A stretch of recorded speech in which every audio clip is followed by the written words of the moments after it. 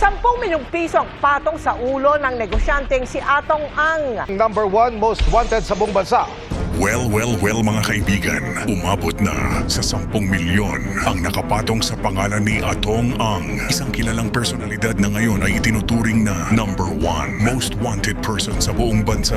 Paano siya humantong sa ganitong sitwasyon? Tara at alamin natin. By the way, kung bago ka pa lang sa channel ko, pakiclick na rin ang subscribe para updated ka sa mga susunod ko na video.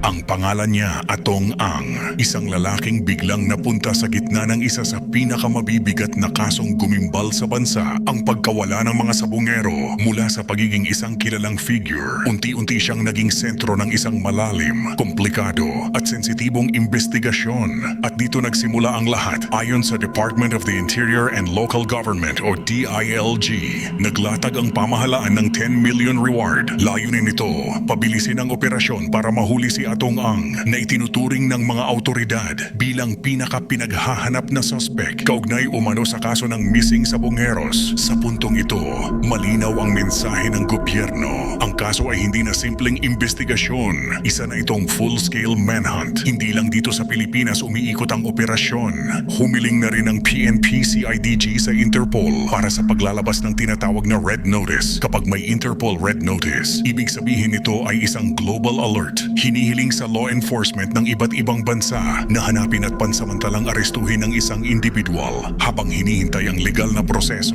Sa madaling salita, kahit saan siya magpunta, posibleng may naghihintay. Ayon sa monitoring ng mga autoridad, nasa loob pa rin umano ng bansa si Atong Ang. Dahil dito, lahat ng exit points, paliparan, pantalan at iba pang daanan ay inilagay sa heightened monitoring. Tanong ng marami ngayon, kung nasa loob pa siya ng Pilipinas, paano siya nananatiling hindi nakikita? Bilang bahagi ng pinaigting na operasyon, binawi na rin ng PNP ang firearms license ni Atong Ang na may 6 na rehistradong baril.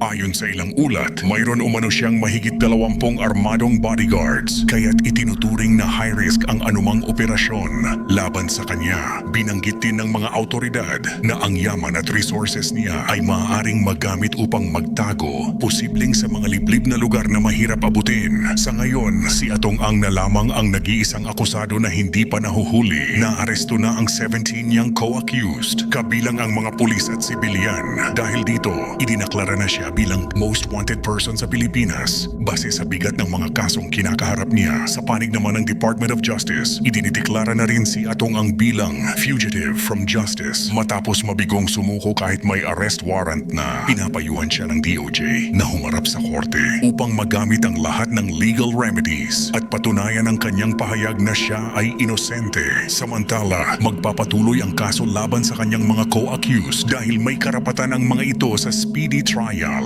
Tracker teams, intelligence units, court-issued arrest warrant. Lahat ng galaw ay sinusuri. Lahat ng impormasyon ay pinagdudugtong-dugtong sa ganitong yugto ng kaso. Hindi na tanong kung may naghahanap. Ang tanong ay kailan matatapos ang pagtatago. Habang lumilipas ang mga araw, mas lalong nagiging tahimik ang paligid. Walang bagong litrato, walang kumpirmadong lokasyon. Pero sa likod ng katahimikan, may patuloy na galaw. May mga naunang nahuli. May mga koneksyon na unti-unting lumilitaw. At may isang puwang sa kwento.